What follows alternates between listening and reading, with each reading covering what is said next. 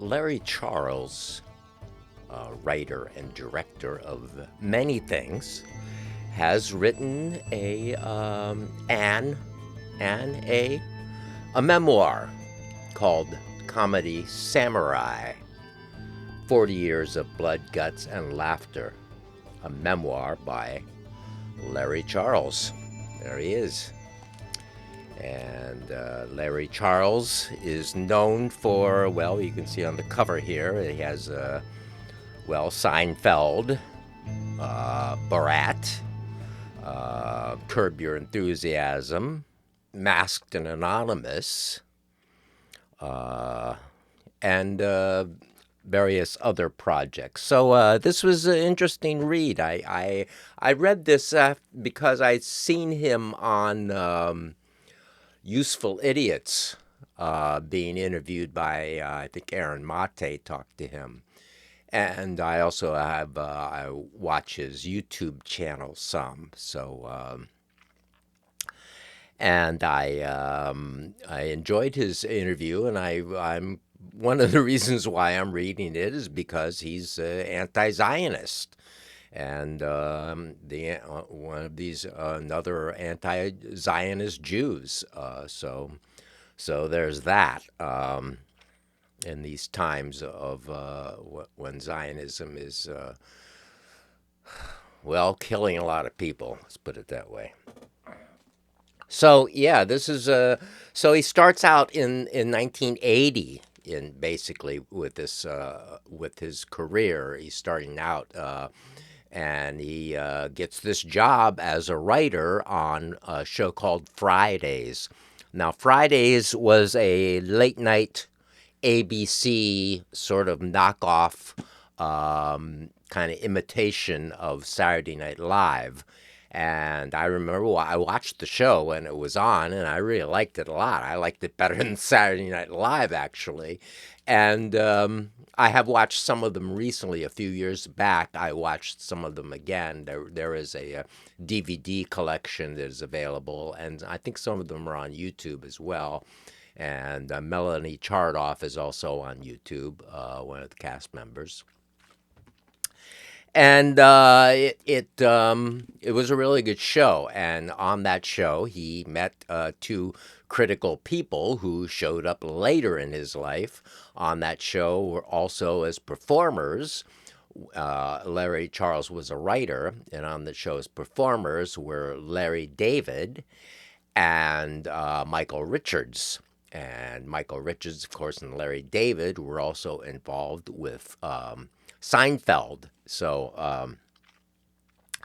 anyway, that show Fridays was on for a couple of years, and he tells some stories about that show and about how the time the Clash were on, and also inside showbiz stuff about how they couldn't really produce the show without taking a lot of cocaine, all the writers and everybody. So it was the height of this cocaine thing, and the production had cocaine delivered to them in pizza boxes every day, so they wouldn't have to run around looking for dealers and so forth. So everybody was ripped on cocaine, which as Paul Schrader would say is very good and productive for a first couple of years, and after that, I think some people begin to go off the rails. Of course, someone like me, I wondered what would happen if I had one of these big stimulants in my life like cocaine or speed or something. Would I have this big productive thing, or would I just perish with overindulgence and burn myself out immediately and just sit there, in a paranoid state and, go to the final stage quicker. But so, Jack Burns, people know these names. There was a comedy team called Burns and Shriver. And Jack Burns was a producer on the show, and he was also involved earlier in a comedy team with George Carlin. So Jack Burns was also, all wrapped up in the cocaine thing, and he talks about at the end, like everybody was just in their offices, just sort of a crazy paranoid state, and the thing kind of collapsed and got canceled anyway. Like Nightline came up, and Nightline was easier to produce and cheaper, and they just put Nightline on instead. So that was the end of that. So he goes on to tell, various stories about, his career. He goes on into talking about Seinfeld and how he worked as a writer on that. And one running thread through all these things is how he seems to not get like a piece of any of these things. Like Seinfeld, where Steve Bannon makes money off of Seinfeld because I guess he was invested in Castle Rock or something in a production company, whereas Larry Charles does not get money from Seinfeld, who wrote and directed many of the episodes. So something weird about show business in that way, and so he tells stories about, production of Seinfeld and particular episodes that he's particularly proud of that he wrote, one being The Subway. So I don't really have a big familiarity with the Seinfeld episodes. So perhaps I have a pointer as to which ones to look for if I wanted to catch up on them. So yeah, I'm a reader more than a watcher. I get impatient with timelines and watching things, so I like to read and find out the story that way. And I think it worked out in this case. In that it's quite an interesting story, even if I didn't watch a lot of the things that he's made, like Borat. I'm not watched Borat or the other one with Sacha Baron Cohen. Um, so except I did work as an extra on the last Sacha Baron Cohen film that Larry Charles did, and that was called the Dictator. It was shot in New York, and I was working extras quite frequently then, as sort of a job, and I got cast as one of the people in the final scene, which was shot at the Roosevelt Hotel of the speech part, where he's giving the speech at the end, I guess, of the movie of the Dictator, which I didn't see. But he talks a lot about the Dictator and how he felt that Sacha Baron Cohen was kind of lost at that point. It was a big budget thing. It was a scripted thing, and he didn't like how Sacha Baron Cohen was previewing and basing his, judging jokes on what the audience said, as far as, or what PAs in the audience working for the production, what inferences they got from the laughter of the people, which jokes were good, which and Sacha Baron Cohen said, no, that's not the way you lead people into the comedy. You don't follow them and give them just what they think they want. You surprise them with what you can create as a comedy genius. So he goes on. He's really hard on Sacha Baron Cohen when it comes to the Dictator. That whereas the other characters that Sacha Baron Cohen did had been honed and worked for many years. The characters in The Dictator, two of which he was to play, like in Charlie Chaplin's The Great Dictator, that he was not really prepared and not really, is not really doing the job properly. So he's had a lot of criticism about that, and basically it's the kind of criticism of what happens when somebody becomes, like, really, really big, having this really enormous success, and how it can go to your head and screw you up and put you in a place where you're just sort of lost. So there's a lot of some stuff about working on Curb. He worked on Curb Your Enthusiasm as a writer and director, and because he had this long-standing relationship with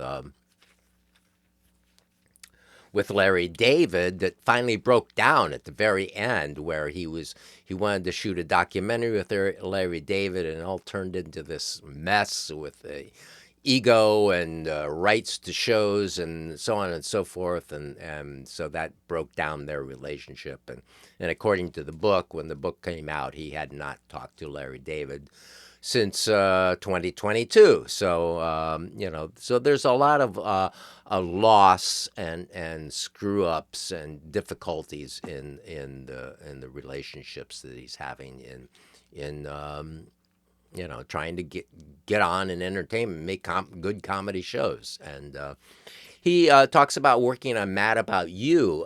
He was a showrunner for Mad About You for a couple of seasons, and he says he managed to bring it from kind of fading to the possibility of it clearing 100 episodes, which is what you would need for for it to be profitable in syndication after the show closes down. So he said he brought more reality into the show, he felt, and brought it in through the 100 episodes, and so that was seemed to be a positive experience.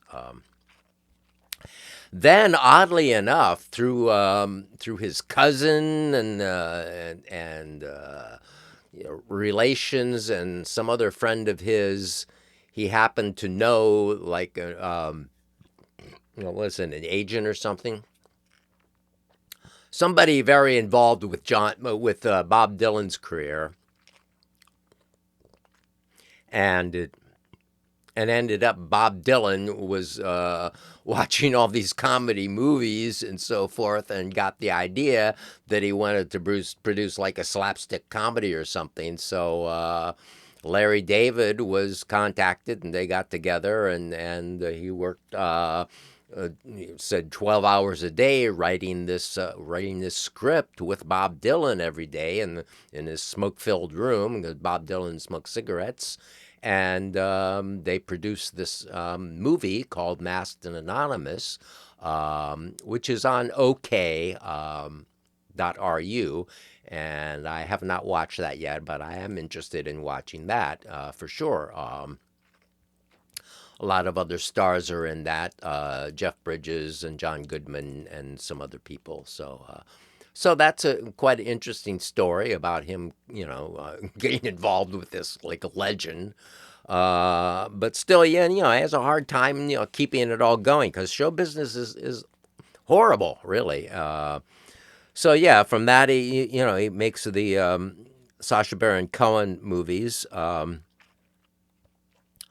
And then he talks about making a movie about comedy in dangerous parts of the world. Larry Charles' Dangerous World of Comedy. And this is apparently on Netflix, I believe. Maybe it's still on Netflix. Not watched that either. That one seems like one to be worthy of watching. That was a very interesting story as well. Yeah, so Bruno is, of course, the other Sacha Baron Cohen movie, and he talks a lot of the Sacha Baron Cohen movie parts in the book are quite interesting, and what that they made those movies, with a fly by night crew, in a van with just a few people, and because they were all like these stunt movies, these. That's the thing. I don't really like real people being tricked all that much by Hollywood. It's not really my favorite genre, so I'm not really drawn to that kind of thing. So, I haven't really watched those movies. So yeah, he had kind of a breakdown with Sacha Baron Cohen and Larry David, and also it's like he's a lefty, where these other people are kind of they're sort of liberals and kind of Sacha Baron Cohen is Israeli and presumably Zionist, And Larry David is really anti-Zionist, so there's a real strong lefty thing in him, New York lefty thing that he's wanted to put into his films in a certain sense and not been able to. He talks about Army of One, a movie with that was also stolen from him and ruined by Bob Weinstein, and but he says he was permitted to have it to show his cut of it, which is much harder and with Nicolas Cage, and so apparently.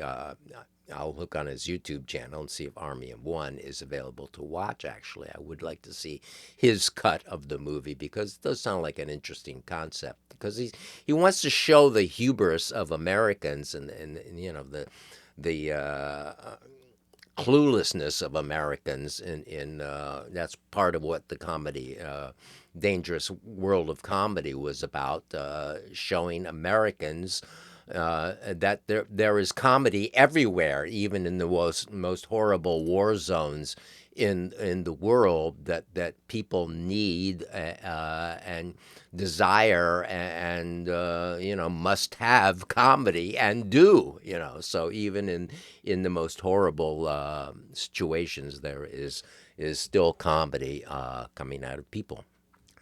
Throughout the book he's quite critical of himself. He talks about how he has, you know, screwed up his own career with at certain times with his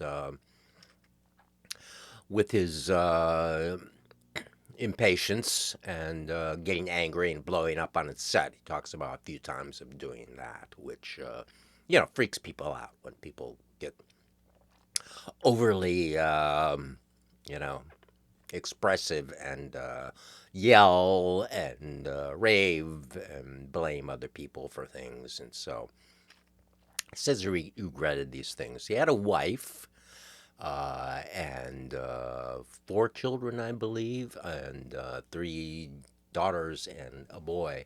And the wife, Barbara, and they were married for quite some time, apparently, but somewhere along the line, he met another woman, Kelly Keeley, who was somewhat younger, and fell in love with her and got all involved with her. And so these were both things were going on at the same time.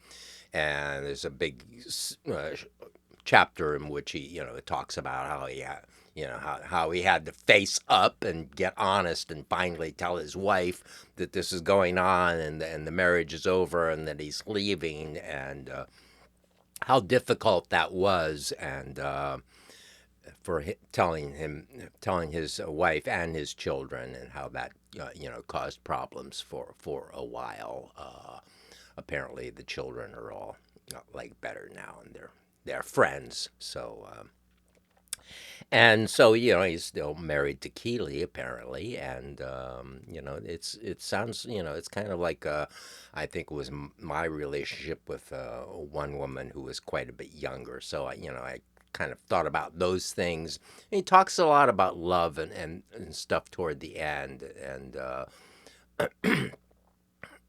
you know not really living things that are happening, not really enjoying the moment, always looking ahead to the next thing or worried about what's going to happen and you know not really being in the moment of all this you know wonderful success he's having and not really being in the relationships that he was in, that he was always sort of somewhere else.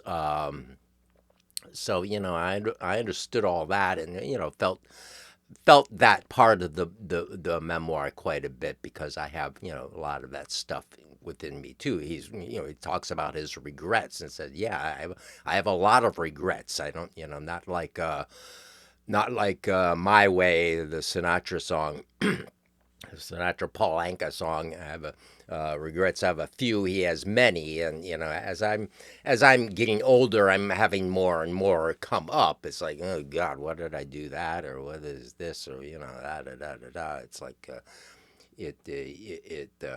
I think regrets tend to build up in the later years, perhaps when you know it's all kind of gone, and you can't do anything about it anyway. So yeah, it's kind of a bad route to be on into the world of regret. So I think that will put a cap on this little talk about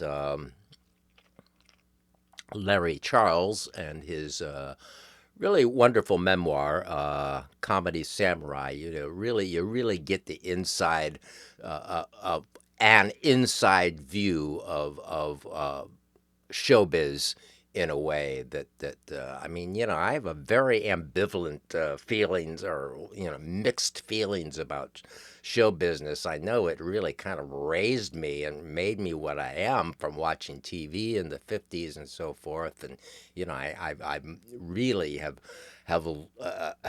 been recently understanding how much this is.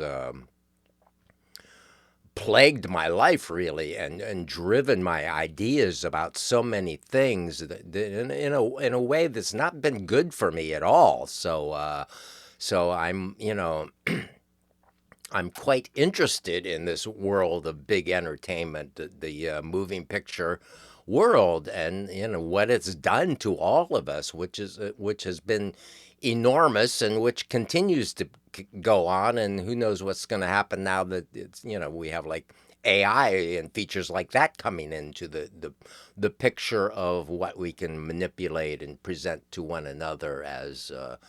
The thing about the moving image is it's so fucking expensive. So making movies has been such an expensive thing. So it's always, with like these movies with millions and millions of dollars. And it's like, okay, well, then all I'm really hearing about is the views of people with a lot of money. Right, that's really what this is. This is the world of a lot of money, and how they are presenting the world of a lot of money to us, and the values of that world, and other things get through it from time to time for years. But I wonder how long that is really going to go on, as it's just this thing with power and money that run our lives and manipulate our thoughts. So